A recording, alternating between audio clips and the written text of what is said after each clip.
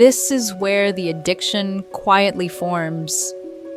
Each time the narcissist receives admiration, control, obedience, fear, validation, or emotional reaction, the brain releases dopamine and stress-modulating neurochemicals that temporarily stabilize the nervous system. The relief feels like confidence, power, excitement, certainty, or superiority.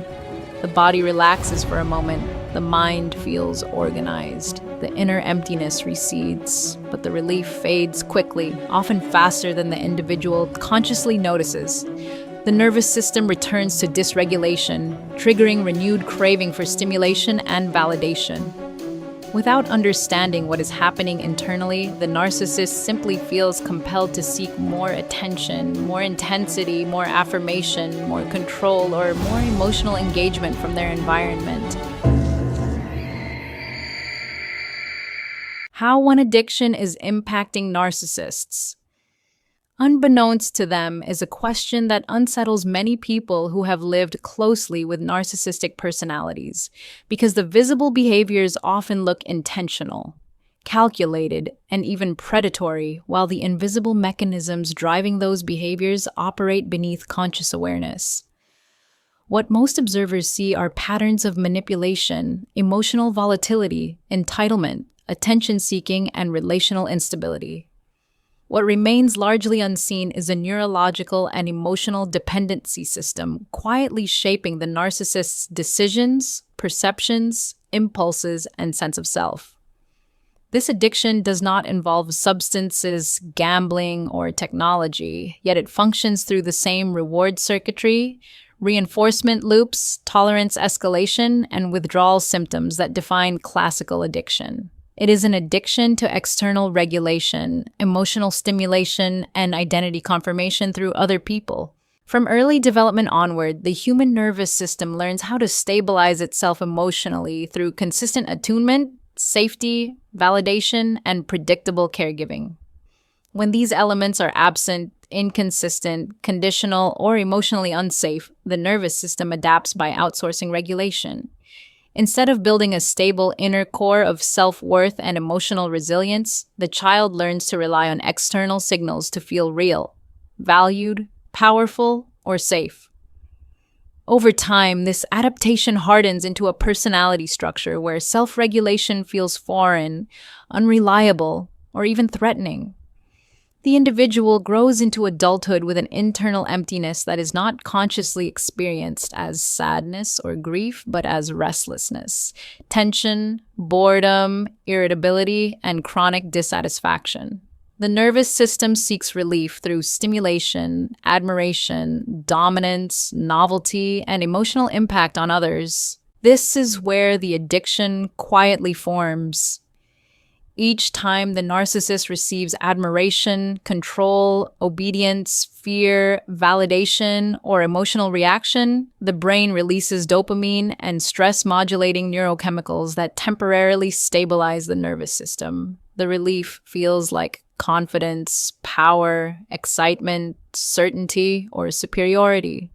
The body relaxes for a moment. The mind feels organized. The inner emptiness recedes, but the relief fades quickly, often faster than the individual consciously notices. The nervous system returns to dysregulation, triggering renewed craving for stimulation and validation. Without understanding what is happening internally, the narcissist simply feels compelled to seek more attention, more intensity, more affirmation, more control, or more emotional engagement from their environment.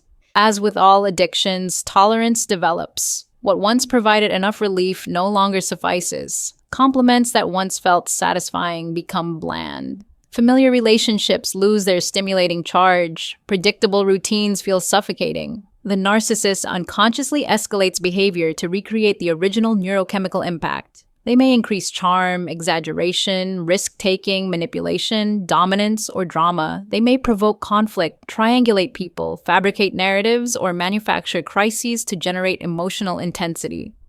They may pursue new partners, new audiences, new roles, or new identities to refresh the novelty stimulus. From the outside, this can look like arrogance, impulsivity, cruelty, or instability. Internally, it feels like chasing relief from an unnamed discomfort that never fully resolves. The most insidious aspect of this addiction is that the narcissist rarely recognizes it as dependency. Because the behaviors often bring social rewards, power, influence, or material success, the addiction masquerades as confidence, ambition, leadership, or charisma. The narcissist may genuinely believe they are simply driven, exceptional, misunderstood, or surrounded by incompetent people. The brain protects the addiction by externalizing blame and minimizing self-reflection. Any suggestion that their behavior is driven by insecurity or dependency feels humiliating and threatening, triggering defensive reactions such as denial, rage, contempt, or withdrawal. The addiction remains hidden not only from others but from the narcissists themselves. This hidden dependency profoundly impacts how narcissists perceive reality. Because their nervous system depends on external stimulation for regulation, their attention naturally gravitates toward environments and relationships that maximize emotional output. Calm, stable, emotionally mature connections often feel boring, flat, or emotionally dead to them. They may unconsciously sabotage healthy relationships because stability does not provide sufficient neurochemical reward. Chaos, intensity, admiration cycles, power struggles, and emotional volatility feel alive and meaningful. Over time, the narcissist's emotional compass becomes distorted, equating stimulation with connection and control with safety.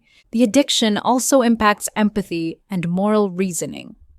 When the nervous system is chronically focused on regulating internal discomfort, cognitive resources are allocated towards self-protection and reward acquisition rather than relational attunement.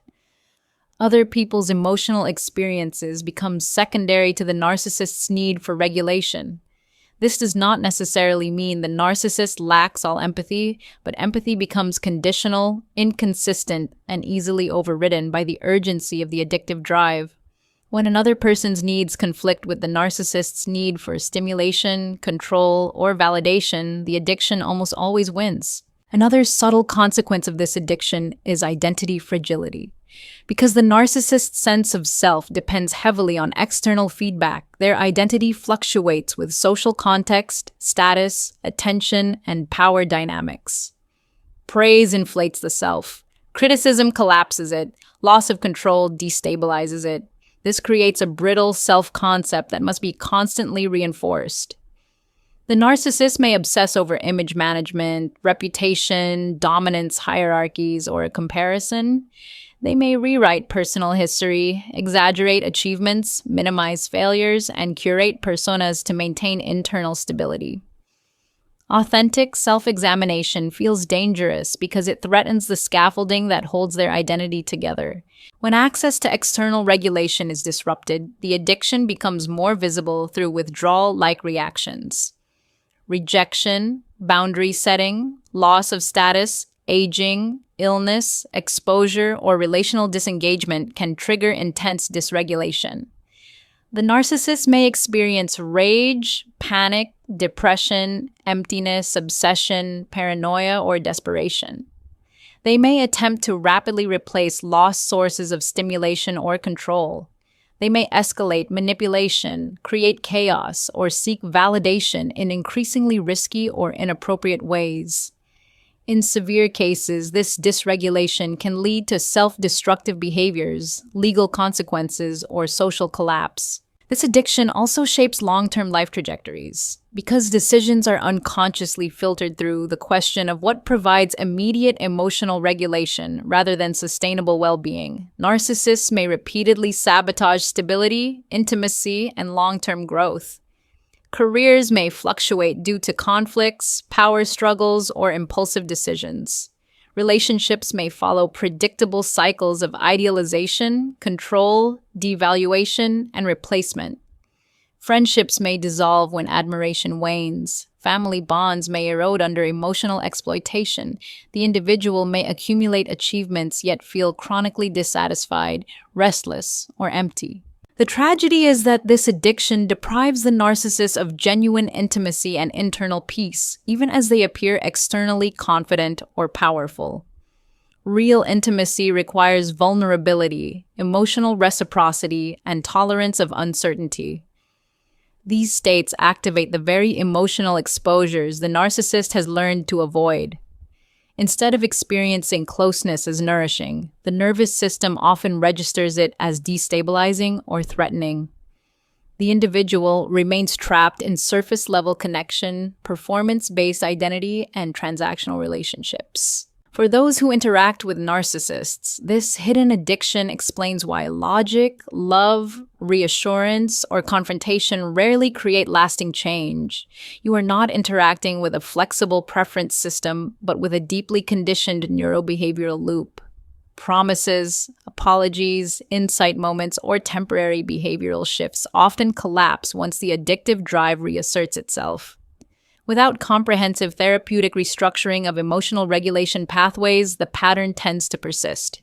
Understanding this addiction also helps dismantle personalization and self-blame in survivors.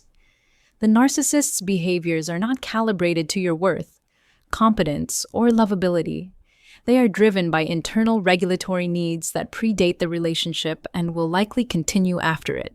Many survivors spend years trying to become enough, patient enough, loving enough, or perfect enough to stabilize the narcissist. This is an impossible task because the instability originates internally, not relationally. Recovery for the narcissist, when it occurs, requires confronting the emptiness, shame, and emotional vulnerability that the addiction has been protecting them from.